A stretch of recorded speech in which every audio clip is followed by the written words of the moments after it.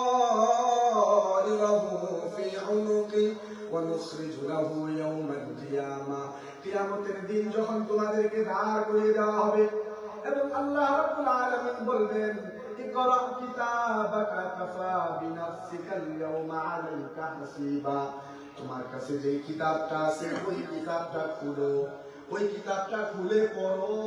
দেখো ছোট থেকে ছোট, বড় থেকে বড়, গোপনে প্রকাশ্যে ভালো মন্দ যা কাজ তুমি করেছো ওইটার মধ্যে লেখা আছে। তুমি নিজেই পড়ো এবং তোমার হিসাবটা তুমি নিজেই করো। এই দিনে তুমি আমার জান্নাতে যাইবা না জাহান্নামে যাইবা, নিজের হিসাবটা নিজেই করো। আমার কাছে হিসাব দেওয়ার আগে তুমি নিজেই হিসাব করো যে তুমি কি আমার জান্নাতে যাইবা না জাহান্নামে যাইবা।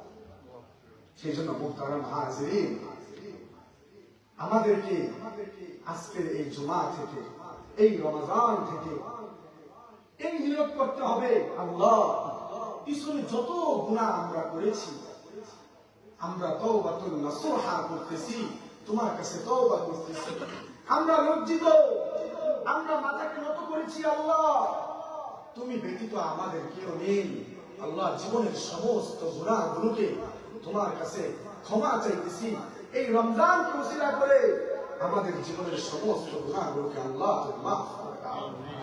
এই রমজান পায় যদি আমরা গুনাহটা মাফ করাইতে ফেলতে পারি, তাহলে আল্লাহ তাআলা পছন্দের বান্দার লিস্টে যদি আল্লাহ তাআলা আবার আপনার নামটা উঠায় দেন, আমার আপনার মতো সৌভাগ্যবান ব্যক্তি আর কয়জন আছে? আল্লাহ তাআলা একটা বান্দাদের পছন্দের বান্দাদের একটা লিস্ট আছে, ওই লিস্টে আমার আপনার নামটা যদি আল্লাহ তাআলা মেহেরবানি করে উঠায় দেন, তাহলে আল্লাহ তাআলা পছন্দের বান্দা হয়ে গেলাম আমি, আল্লাহ তাআলা পছন্দের মানুষ হয়ে গেলাম। আর নেক মজলিসে বেশি বেশি সময় কাটান, নেক মজলিসে বেশি বেশি সময় কাটায়, মসজিদে বেশি সময় কাটায়, আল্লাহ তাআলা তত বেশি প্রিয় হয়ে যায় বান্দা।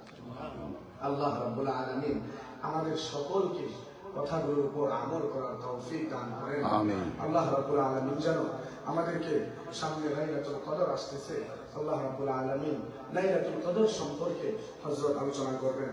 আপনাদের মসজিদের সম্মানিত ইমাম ও খতিব, আমার অত্যন্ত শ্রদ্ধেয়, আমার উস্তাদের মতো মনে করি আমি গতকালকে শেখ আব্দুল্লাহ আঙ্কেলকে বলতেছিলাম যে হযরত নিচে বসে থাকবেন আর আমি বয়ান করব।